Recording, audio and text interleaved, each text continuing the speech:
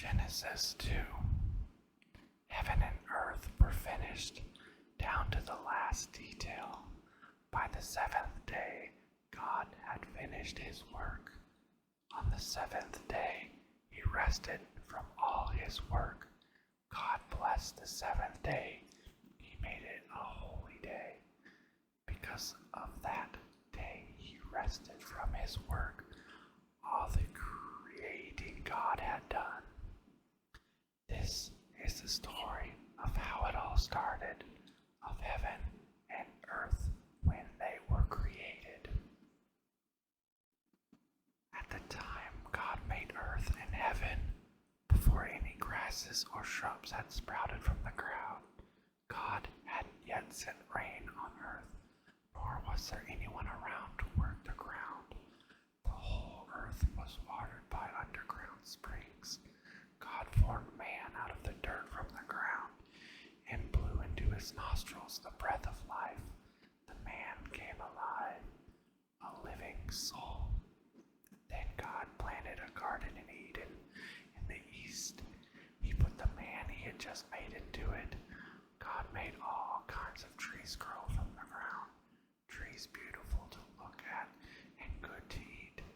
The tree of life was in the middle of the garden. Also, the tree of knowledge of good and evil. A river flows out of Eden to water the garden, and from there divides into 4 rivers. The first is named Fishon, that flows through the Havala, where there is gold. The gold of this land is good.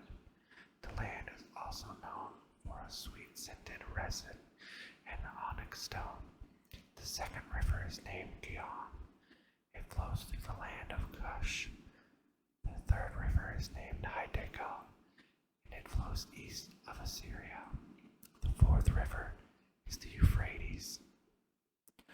God took the man and set him down in the Garden of Eden to work the ground and keep it in order.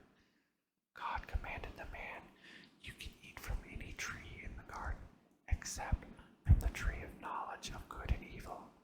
Don't eat from it. The moment you eat from that tree, you're dead." God said, "It's not good for man to be alone. I will make him a helper, a companion." So God formed the dirt of the ground, all the animals of the fields, and all the birds of the air. He brought them to man to see what he would name them. Whatever the man called each living creature, that was his name. The man named the cattle, named the birds of the air, named the wild animals, but he didn't find a suitable companion. God put the man into a deep sleep.